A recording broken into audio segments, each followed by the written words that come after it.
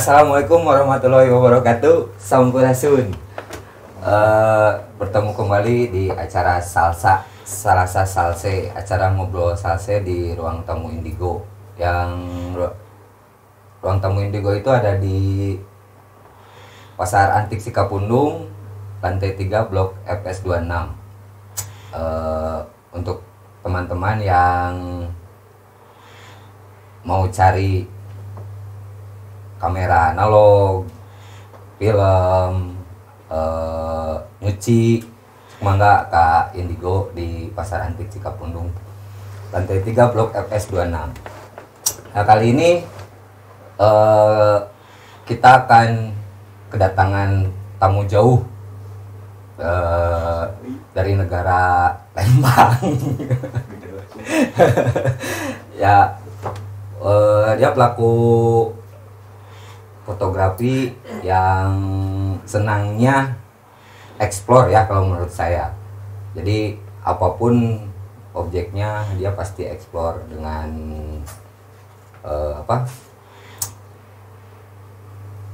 sesuai keinginannya gitu, nantinya hasilnya gitu.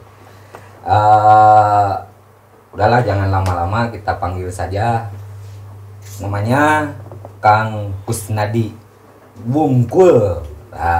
Mangga Kang, selamat ya. Sampurasun. Assalamualaikum. Kumaha kieu?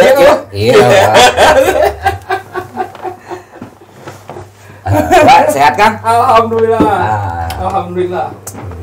Perjalanan aman? Aman, macet sekarang mah. Nah, enak. Kumaha selama pandemi teh tentang perjoban itu? Perjobaan pandemi itu pandemi ya sama aja sih kalau saya mah sama aja. Cuan itu. Cuan ya gitu-gitu juga sama. Pandemi itu pandemi kieu. Plus atau aman pokoknya dapatnya. Aman. Aman, alhamdulillah. Tapi kita sambil ini ya, karena kita mah santai aja sesuai moto kita. Siap. Bawa kalem, tambah asik-asik. Baru udah kene. Walain konsigilnya. Kegiatan naon enak? Kegiatannya motret. Tah eta motret nate anehnya. Poe di dieu. Enjing aya di mana? Eta teh gaduh burok. Cing kumaha eta gitu. Sebagai kumaha eta teh? Enggak sih, kalau saya sih pada intinya motret itu kan kebutuhan. Jadi tidak hanya kebutuhan materi tapi ya kebutuhan ya spiritual sebetulnya sih, batin lah ya. Jadi apapun yang saya lihat ketika ada cahaya mau gelap mau terang gitu kan, ada objek yang menurut saya harus motret ya motret, terlepas. Cuman kalau misalnya tadi dibilang ada di sini nah biasanya ya tadi saya balik lagi kebutuhan kebutuhan ini buat ini kayaknya nih, ini buat ini kayaknya, terlepas nantinya buat apa gitu kan. Tapi yang jelas ya karena itu tadi kan kebutuhan batin, ya udah nggak ada batas lagi tidak motret gitu. Ya harus motret ya motret. Pokoknya mah motret we lah ya gitu. Jadi penting ada stok dan kebutuhannya untuk apa? Ya mungkin menyusul sebenarnya. Intinya saya melakukan hari ini saya motret gitu aja, melakukan sesuatu yang sifatnya harus gitu. Ya, gitu. Harus dalam artian tidak harus, jadi lebih ngalir gitu ya. Kalau harus kan ada sebuah target kan, gitu kan, target ini kan gitu. Tapi kalau misalnya ngalir kan nggak ada target gitu kan. Yang jelas kayak misalnya contoh kecil, misalnya hari ini aja kita lihat misalnya ada bintang gitu kan, ada bintang ini, lihat lagi ini ada Milky Way jam segini, kayak tadi jalan kayak gitu. Kalau misalnya cocok-cocokan aja, naik pulang nih gitu kan, ternyata saya pulang masih ada gitu kan, masih ngebat gitu, ya pasti saya nyari tempat untuk nyari ambil, tempat gitu. pasti gitu kan kemungkinan. Tapi kalau misalnya udah turun misalnya pas kebetulan kan sekarang ada gitu kan, makanya tadi dibilang Kang Kai saya kan nggak punya genre kan, nggak punya nggak punya spesifikasi ini. Tetapi ketika bermain dengan beberapa spesifikasi yang genre tertentu gitu kan, minimal saya bisa bisa ngimbangin gitu. Tapi ada meureun salah satu yang benar-benar ini mah saya nih pokoknya saya mah resep moto gini gitu tah. Kalau saya sih pada intinya ya basically ya tetap fine art sebetulnya. Fine art. Ya gitu kan. Tapi ketika saya udah membatasi gitu, ya sepertinya saya akan terkotak. Kalau ketika terkotak, saya tidak realistis kalau saya ya. Karena saya realistis balik lagi kepada kebutuhan hidup. Jadi dari kebutuhan batin itu sendiri, dan akhirnya saya harus realistis kebutuhan di luar itu. Jadi sebenarnya fotografi buat Kang ya Om Kus, Om Kus balanya. Ya, siap. Mangkus aja lah. Mangkus ya. Siap, betul. Tapi gemang ya.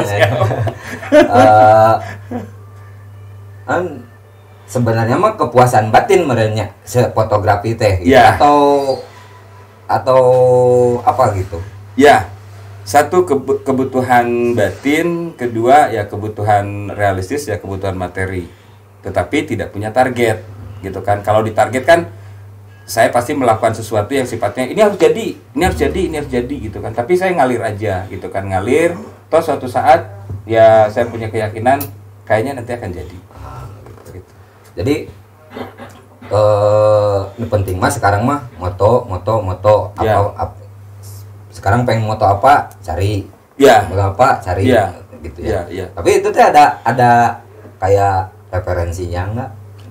Kalau referensi udah pasti, karena saya balik lagi ke tadi sebuah kebutuhan. Jadi fotografi bagi saya itu adalah sebuah peralihan. Peralihan apa? Peralihan estetika.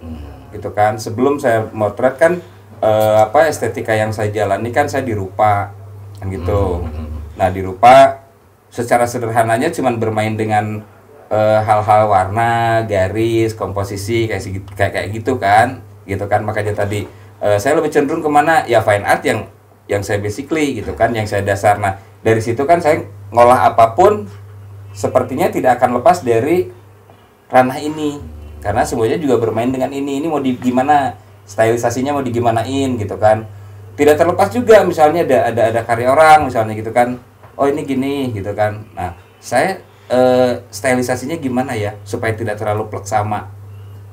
Karena bagi saya itu akan menjadi sebuah pembelajaran yang suatu saat itu pasti akan ada kebutuhan di luar diri saya. Contoh kecil misalnya Om Ipei misalnya gitu kan. Saya ini misalnya motret kamera nih. Motret kamera sudah banyak orang yang motret kamera. Ya. Kan gitu ya. Nah, udah gitu supaya saya tidak tidak sama dengan yang sudah motret kamera yang lain, gimanain kan gitu ya. Nah, saya stylisasi. Misalnya ini contoh gini. Enggak lah, saya mah diayun-ayun aja. Nah itu kan stylisasi kan. Nah nanti ketika ada orang gitu kan komunikasi ke saya, Mangkus kalau motret kamera digoyang-goyang gimana sih?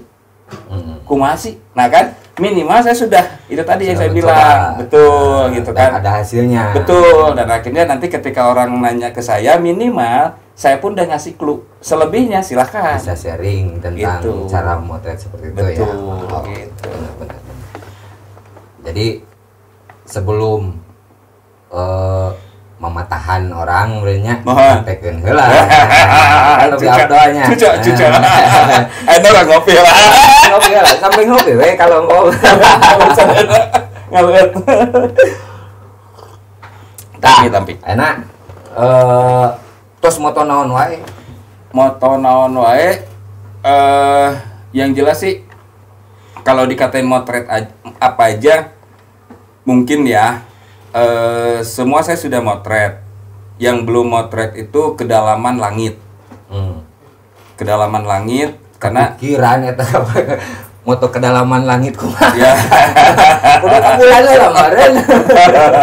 Kedalaman langit. Jadi kedalaman langit itu maksudnya di di kasat mata kita ada ada planet yang terlihat tetapi ada yang tidak terlihat. Nah kedalamannya itu gitu kan, di situ ada ada debu-debu apa namanya Debu debu intan bintang, gitu, oh. debu bintang, terus yang berwarna-warni, terus yang disebut dengan nebula, gitu. Terus ada lagi apa gitu kan? Gitu. Kekejar itu kayak gitu. Sebetulnya kalau dikatakan kekejar tergantung dari kemampuan saya. Kemampuan saya nanti dibalik lagi ditarget apa enggak kan gitu. Kalau misalnya ditarget ya pasti saya akan usaha minimal siapa nih yang motret itu gitu kan, astronomi misalnya gitu kan itu lebih ke astronomi ya, astronomi misalnya. Kalau misalnya ada misalnya Om Jay misalnya gitu, Om Jay itu lagi suka astronomi tuh sampai ke nebula ini, bintang ini gitu kan, dan hasilnya ada. Nah pasti saya akan coba komunikasi minimal gitu kan, minimal nyobian apa, nyobian alat, karena berhubungan dengan apa namanya teleskop itu. Berarti Om Gus mah apa sih namanya, pengen puas aja ya kalau bikin satu foto teh ya, maksudnya dengan berbagai perhitungan berarti kan.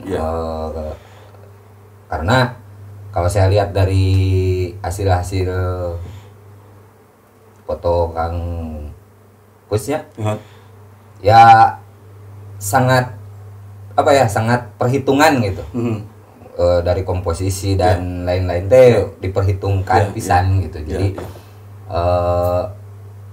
sedetil itukah gitu, atau memang dibikin seperti itu, atau memang berjalan sakitu. Nah, waduh saya mau motornya gitu. Sebetulnya ngalir, karena kan setiap apa namanya, setiap langkah yang sudah jalan itu pasti ada dasar gitu kan, apapun gitu kan. Contoh kecil misalnya motor itu nggak jauh beda dengan kita naik motor gitu. Dasarnya apa? Dasarnya ngegas, keseimbangan, sebulan 2 bulan kalem, 3 bulan mulai ngebut, nah gitu kan. Akhirnya improvisasi, akhirnya apa namanya, ngalir begitu saja kan. Ngecot pun kan kadang nggak apa namanya, nggak lagi berpikir kan. Nah di potret juga sepertinya gitu kan, di apa namanya, di karena kebiasaan yang dilakukan berlama-lama ya. Betul. Gitu. Sekarang dari kapan sebenarnya Om Gus teh resep karena foto teh?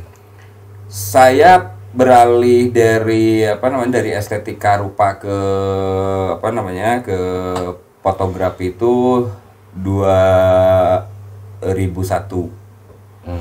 Saya 2001. Jadi selebihnya ke bawahnya dari apa namanya, dari SMA tuh SMP ya, SMP 85 tuh saya mulai tertarik dengan seni rupa gitu kan, seni rupa, sampai ke titik saya pengen sekolah seni rupa. Nah dari situ gitu kan, beberapa kali pengen masuk ke perguruan tinggi seni rupa, nggak jebol, karena basically saya bukan talenta yang bawaan lahir. Jadi kepaksa, gitu kan, kepaksa karena ngelihat apa namanya, ngelihat lingkungan, gitu kan, ngelihat lingkungan. Pokoknya saya lihat seseorang enak banget sih gitu kan, kayak misalnya kita ya Kang Yoga misalnya gitu kan. Ini dari sisi estetika ya, dari sisi apa namanya, estetik gitu kan, dari sisi visual. Rambut putih kok enak banget gitu kan. Apa namanya, itu dari sisi physically ya. Awalnya kan physically. Ini lama pas ditanya itu siapa sih kan gitu ya. Karena dari sisi penampilan sampai saat sekarang pun penampilan itu hari ini masih nempel di apa namanya, di pengaruhnya itu ke saya itu masih nempel. Kenapa? Karena nggak bisa lepas gitu kan dari apa, dari pengaruh itu gitu kan. Nah akhirnya saya tanya ternyata orang itu adalah mahasiswa pada saat itu sebuah perguruan tinggi di Bandung gitu kan, ngambil seni murni. Dan akhirnya saya di situ mulai jalan sendiri, gitu kan, belajar apa namanya, garis ini gini. Nah, akhirnya pada satu waktu saya udah banyak karya gitu kan, udah banyak lukisan kan, saya beraniin komunikasi sama beliau. Saya komunikasiin sama beliau. Saya masih ingat subuh ya, ada salat subuh di masjid. Saya tarik dia bulan puasa, saya liatin karya-karya saya sebanyak, nah kayak gini loh ya, sebanyak gini. Itu yang dipilih cuma satu, sketsa saya. Iya weh, raskeun. Jadi dalam artian, karena kan bedanya yang saya ketahui, saya belajar dari beberapa seniman pada saat itu ya, yang dari otodidak, yang edukatif maksudnya akademisi gitu kan, yang sekolah ke perguruan tinggi, terus yang otodidak. Nah, saya dari dua ini belajar, yang ini beda. Nah, kalau yang dari otodidak gitu kan, yang tidak akademisi, dia mengajarkannya yang ngalir begitu aja tanpa teori. Tapi kalau yang akademisi, dia ngajarin teori. Pasti. Buktinya gitu kan, dia ngasih buku.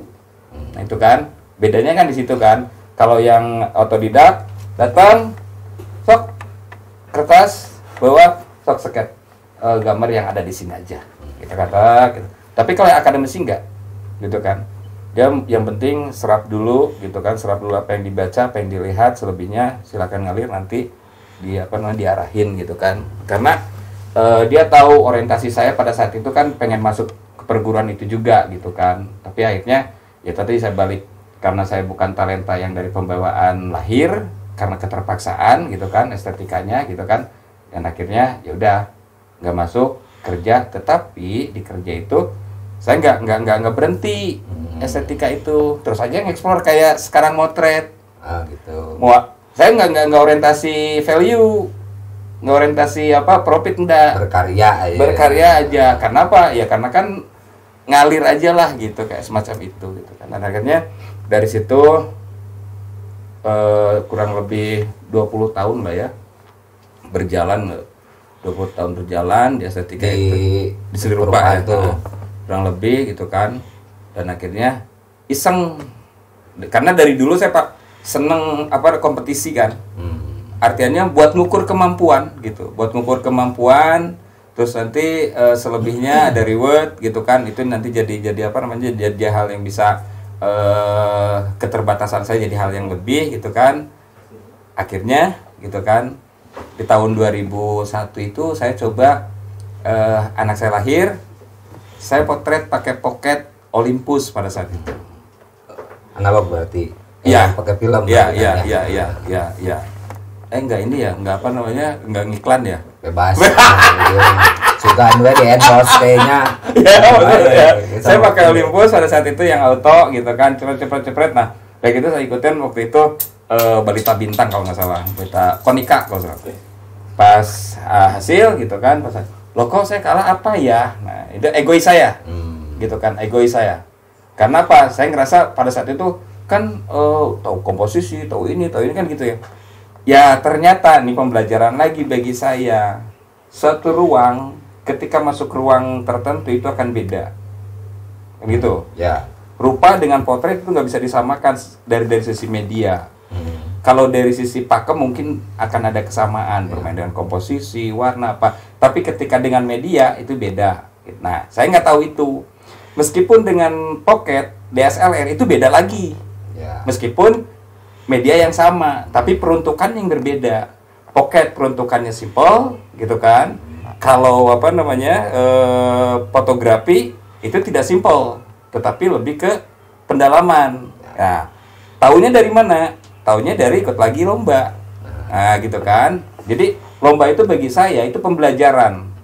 Ketika tidak ada orang nyuruh, lomba bisa seolah-olah menyuruh saya gitu. Jadi tidak ngejar, oh ini nanti hadiahnya itu emang pemicu, tapi sebetulnya di luar itu, di balik itu ada nilai positif yang membuat kita jadi. Berarti Kang Kusma resep nantang diri sendiri ya di karya. Sepertinya mungkin bisa gitu, bisa juga enggak ya. Nanti kita ceritanya. Siap. Sekarang mah break dulu. Siap. Kita regok dulu kopinya. Oke, ngelut.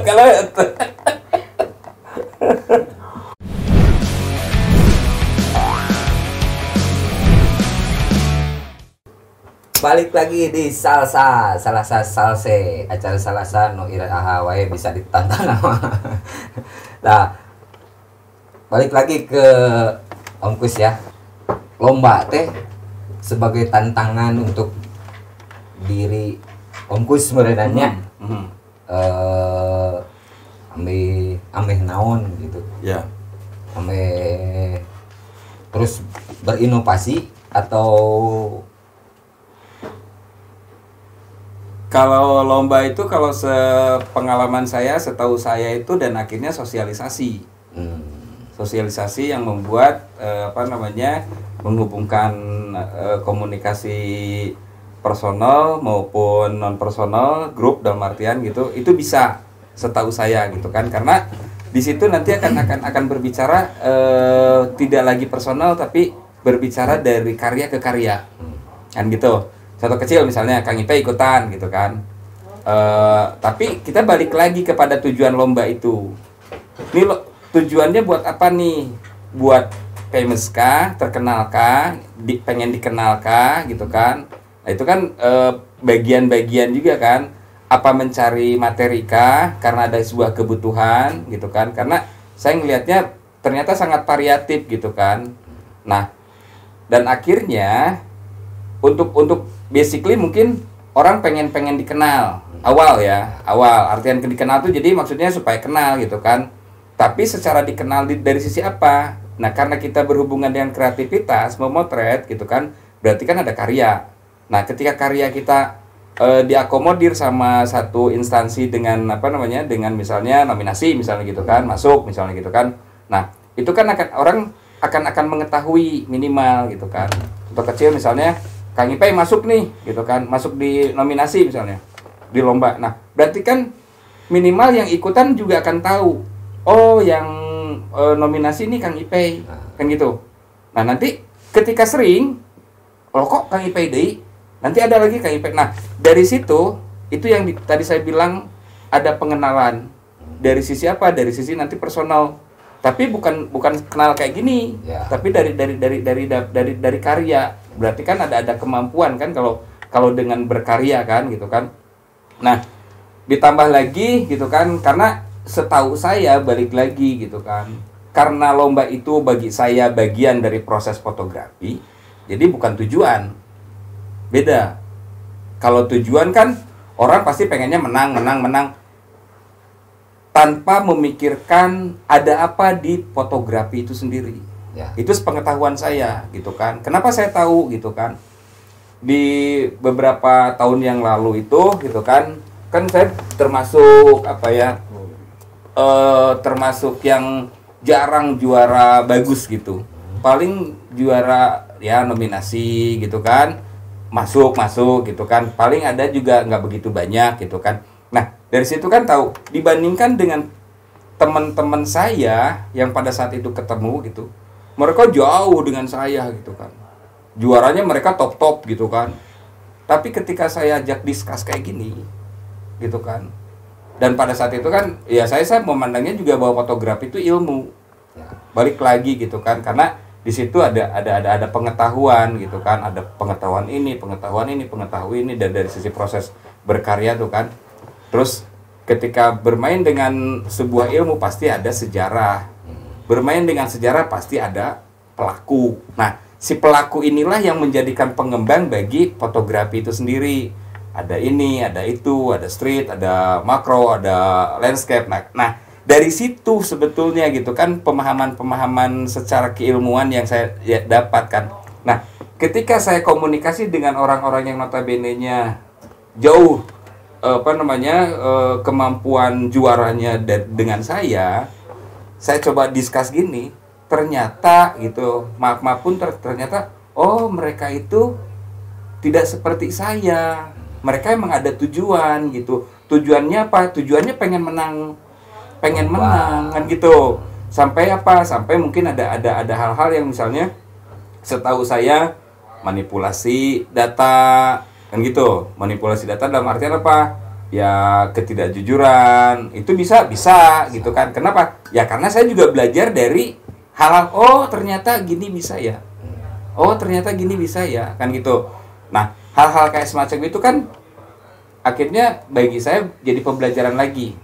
Kejujuran gitu kan dalam sebuah lomba itu sangat ditentukan oleh dirinya sendiri kan gitu kan, dari proses. Jadi dari lomba itu banyak pembelajaran. Jadi bukan tujuan, tapi bagian dari proses pengkaryaan di fotografi. Kalau saya melihatnya itu gitu. Itu versi Om Kus ya. Betul. Udah bebas ya ini mah. Makanya ini ngobrol juga kan versinya Kangku. Ya. Jadi buat yang lain yang berbeda pendapat ya mangga wae gitu ya, sah-sah aja sebenarnya. Betul. Dan di acara salsa ini teh kita masih ngobrol di pengalaman bintang tamu dulu sih, belum ke teknik sebenarnya, belum ke ini. Jadi lebih seru ngobrolan pengalaman sebenarnya ya. Di situ juga ada ilmu gitu kan ya. Makanya saya tuh pengen tahu aja dari setiap bintang tamu seperti apa sebenarnya pengalamannya, kan ternyata beda-beda gitu ya. Nah itu. Jadi balik lagi nya ke sudah pernah menjuarai yang jadi nomor 1 lah istilahnya. Berapa kali? Kalau saya sih nggak banyak. Saya ini lucu sebetulnya, karena saya tuh sudah diprediksi sama apa itu tadi, karena kan satu nggak tujuan, saya ngalir gitu kan, nggak ikut tapi ya berharap menang, ya berharap yang nomor 1 ya, tapi kan tidak dijadikan satu target gitu kan. Tipikal saya tuh udah bisa dibaca sama juri nasional, pernah komunikasi bilang sama saya gini, Sikus nih nggak mungkin banyak juara ke-1, paling juga juara 2, juara 3 nominasi. Nah, saya sadari itu iya. Kenapa? Karena indah dalam pemahaman saya tidak seperti indah kebutuhan instansi pada umumnya. Indah tuh indah gitu kan. Dalam artian indah tuh maksudnya, contoh kecil misalnya, terkadang komposisi itu akan sangat menentukan kepada sebuah kemenangan dalam potret yang diinginkan, kan gitu. Dan itu saya pelajari gitu kan, itu saya pelajari. Nah, sedangkan saya kan bermain dengan yang tadi Kang Ipai komunikasi, bermain komposisi, inilah itu ngeksplor. Ya gimana saya aja, dah saya keinginannya gitu. Jadi tema itu hanya sebatas kerangka saja, tapi selebihnya ya pengembangannya saya ngolah mau seperti apa gitu kan. Contoh kecil misalnya, terkadang saya nggak begitu banyak potret objek yang diinginkan itu di tengah misalnya gitu kan. Nah gitu kan. Mungkin si juri nasional itu ngelihatnya seperti gitu, karena potret-potret juara yang saya pahami, yang saya ketahui dari dari sekian banyak pemenang-pemenang mau nasional mau internasional, itu hampir rata-rata point of interest-nya itu hampir rata-rata dead center di tengah. Tetapi kalau saya terkadang di sini, tetapi berproses lagi. Nah, berproses lagi apa? Sebuah keinginan. Udah deh, bukan berarti ngejual sebuah kebiasaan, nggak juga gitu kan. Jadi kebutuhan juga. Toh itu juga ketika di tengah saya juga disimpan belum tentu menang juga kan gitu kan. Jadi sebuah sebuah alternatif lagi gitu. Nah, saya digituin sama sama juri nasional tuh gitu kan. Sikus ini nggak mungkin banyak juara, paling juga juara 2, juara 3 atau paling nominasi. Dan ternyata iya. Kenapa? Karena dia sudah bisa membaca tipikal yang kalau yang juara pertama tuh pasti gitu. Artinya apa? Pasti umum. Tapi kenapa nggak mencoba untuk mengejar, kan pada akhirnya mah ya di lomba mah keputusan juri yang diambil kan. Jadi mau sebagus apapun kata kita bagus, kalau kata juri enggak ya deh kan. Nah, setelah Om Kus tahu kriteria itu, apakah coba untuk dikejar dan atau gimana gitu? Saya nggak jadi patokan. Misalnya jurinya suka ini, saya nggak jadi patokan. Karena saya berangkat lagi ke kesukaan. Nah, justru yang bagi saya, gimana caranya juri itu terpengaruh oleh apa yang saya lakukan. Saya lebih cenderung gitu. Meskipun dalam konteks tertentu, contoh kecil misalnya ramai lah ya, setahu saya dari teman-teman ini. Kalau juri ini sukanya gini, juri kalau saya enggak kok. Karena juri juga tetap berpatokan kepada satu kebutuhan, kedua ya ilmu fotografinya sendiri, kan gitu. Kalau setahu saya gitu kan. Terus pakem fotografi apa? Ya misalnya teknis kayak ketajaman kan itu ya. Nah kayak semacam gitu kan. Terus bisa jadi misalnya tidak noise misalnya gitu kan ya ke sekarang gitu kan. Nah artinya jadi sangat lebar gitu kan. Kalau saya sendiri ya itu balik lagi ke apa sih yang saya suka, mau digimanain sih gunung ini kan gitu. Tapi kan kalau buat saya gini ya Om, sedikit ini aja. Kalau tujuannya ikut lomba ya, harusnya kan ngejar untuk jadi juara ya. Betul. Kecuali kalau kita untuk ngejar passion, betul, mau digimanain juga betul. Emang enggak gitu. Betul. Kan. Nah kan kalau untuk ngejar lomba mah setelah tahu bocoran harusnya dikejar. Ya betul, dikejar itu dalam artian apa dulu, seperti apa dulu. Kalau clue misalnya gitu kan, contoh kecil misalnya gimana sih potret model misalnya gitu kan, clue-nya apa sih sekarang, temanya modelnya apa gitu kan, misalnya temanya casual gitu kan, terus brandnya apa kan gitu kan. Nah itu kan biasanya kalau misalnya kita kan harus ngikutin gitu kan, kelihatan brandnya, terus posenya ngenakin, komposisinya pas gitu kan, ya bisa jadi juga di tengah gitu kan, kayak semacam gitu kan. Tapi ketika ada saya nggak mau. Nah, terkadang kan break of the rule aturan yang umum itu, kalau kita sudah punya sesuatu yang gimana enaknya menurut personal, terkadang itu nggak jadi patokan kalau menurut hemat saya. Tetap secara jujur pengen menang iya, tetapi untuk memaksakan menang gitu kan, dalam artian itu nggak bisa dipaksakan gitu kan. Berarti Om Kusma mungkin ya saya mau begini, syukur-syukur kalau menang. Betul kan ya. Betul. Jadi saya tidak mau untuk ngikutin mata juri. Juri yang harus ngikutin betul hasil kita. Betul. Gitu kan ya. Betul. Suka ada kecewa nggak kalau misalnya ikut lomba tapi nggak menang? Ya itu manusiawi. Manusiawi, tetapi ya tidak menutup kemungkinan saya juga jadi belajar dari mereka. Karena kan suka ada ya Om ya, punten yang ikut lomba terus dia ngerasa fotonya bagus dan terus dia malah protes dan akhirnya kemana-mana gitu. Itu kan sebenarnya loh, kenapa emang harus menang terus kan? Tidak gitu kan ya. Nah, kalau menurut Om gimana Om? Nah itu kan yang saya bilang tadi, kalau misalnya udah ada target ingin menangnya gitu kan, terus kan saya balik lagi, lomba itu sebetulnya proses pembelajaran. Kalau bagi saya pembelajaran apa? Ya proses pembelajaran berkarya. Satu, di situ ada attitude, kedua di situ ada konsistensi, ketiga ada kreativitas gitu kan.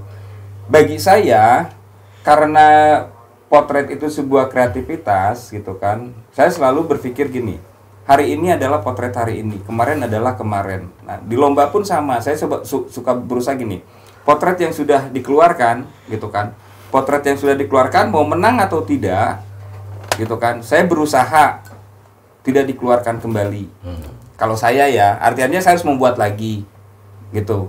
Kenapa?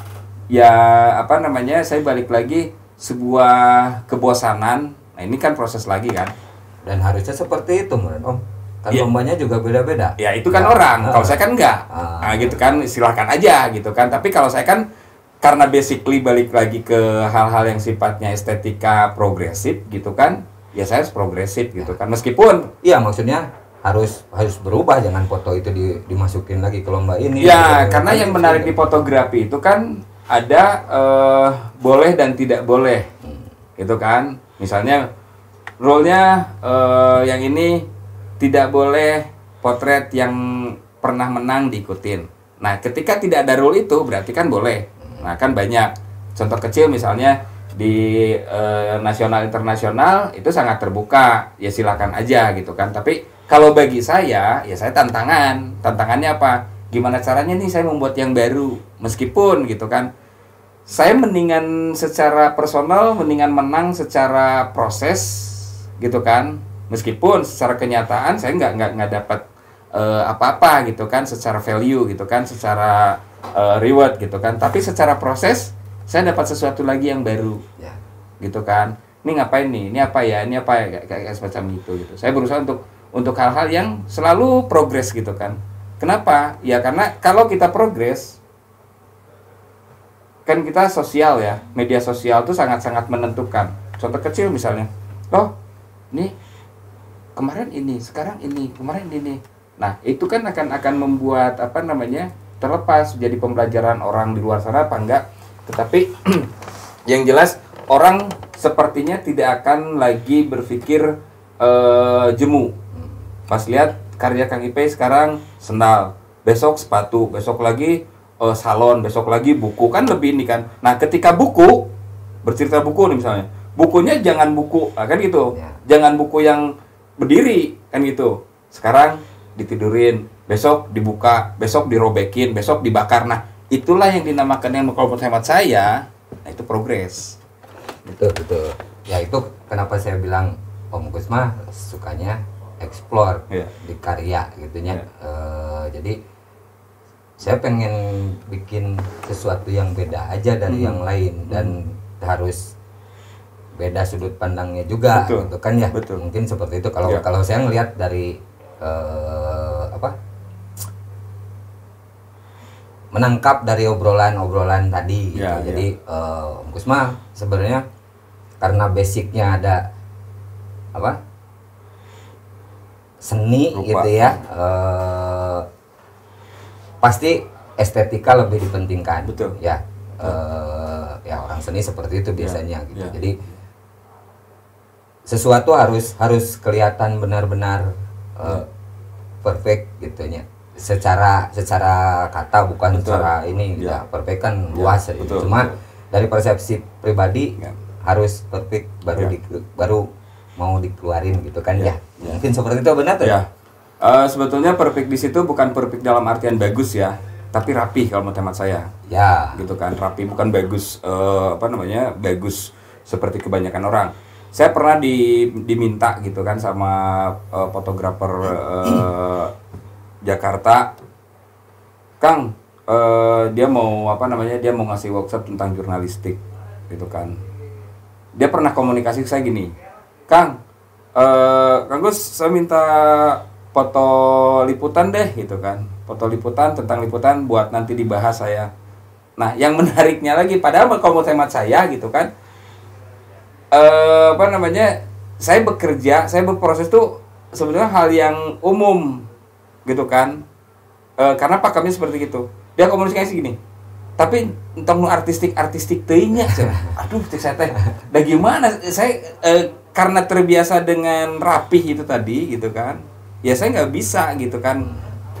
Sekarang misalnya saya potret asal tanpa komposisi, tanpa apa gitu kan. Nah, itu mungkin yang dia maksud mungkin ya gitu kan. Tapi ya karena kan kerapihan itu sangat-sangat dibutuhkan. Itu dalam apalagi visual, ya namanya juga kan orang senantiasa mau visual, mau audio visual, pasti orang akan menikmatinya kan, pengen yang enak. Kan gitu kan? Yang enak dipandang, enak didengar gitu kan. Untuk dinikmati ya syukur-syukur bisa diikutin kan, kayak semacam gitu. Itu sudah prinsip. Ya benar. Nah, tapi kan istilahnya kalau fotografi mah ya hasilnya ya silahkan dinikmati dengan versinya masing-masing. Betul. Karena yang tahu cerita di balik hasil karya itu kan kita sebenarnya. Ya. Betul. Dan kita tidak harus bercerita tentang itu kepada orang-orang kan.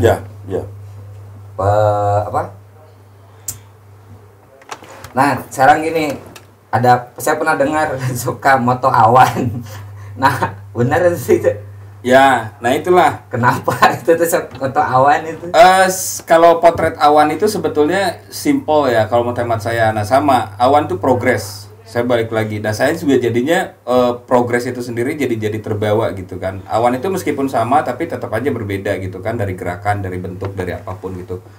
Meskipun ada kesamaan tapi dalam artian bukan sama bentuk yang sama gitu. Nah, itu kan udah ya balik lagi ya, Tuhan juga menciptakan sesuatu sangat variatif gitu kan, sangat variatif, sangat progres gitu kan. Dari hari-hari kita juga dikasih kehidupan sama Tuhan juga sangat progres. Sekarang apa namanya sekarang balangsak misalnya gitu kan besok bagus kan gitu, besok mapan kan gitu. Sekarang apa namanya itu kayak seperti itu kan progres ya. Tapi kalau misalnya kita balangsak terus kan nggak ada progres. Nah awan juga seperti itu kalau saya lihat gitu kan dari waktu ke waktu gitu kan, mau musim hujan mau apa gitu kan. Nah dari situ akhirnya ada ketertarikan. Dan awan itu sendiri menurut hemat saya dari sisi komposisi secara visual itu sangat dibutuhkan. Karena ketika sudah berbicara dengan awan, biasanya orang akan secara visual, nah itu kan secara visual ya. Ketika udah menghadirkan awan ya, apalagi awannya yang notabene punya karakter gitu kan, warna berkarakter, bentuk yang karakter gitu kan. Ketika dijadikan background, itu pasti akan lebih menarik dibandingkan dengan potret yang notabene-nya flat, minimalis atau apa ya biasa-biasa saja kan. Tapi ketika orang, karena pengalaman psikologis kalau menurut hemat saya gitu kan, karena orang pernah melihat itu juga, ketika kita bisa mengakomodir, mengabadikan dengan baik, bahkan dengan editing yang baik, orang jadi ketertarikan kan gitu ya. Tapi ketika flat, ada flat sih gitu kan. Itu nah semakin seru nih ya, tapi kita harus break dulu. Siap, ya beres. Itu ada iklan. Oke, ngopi kita. Ngopi. Oke, kita break dulu. Oke.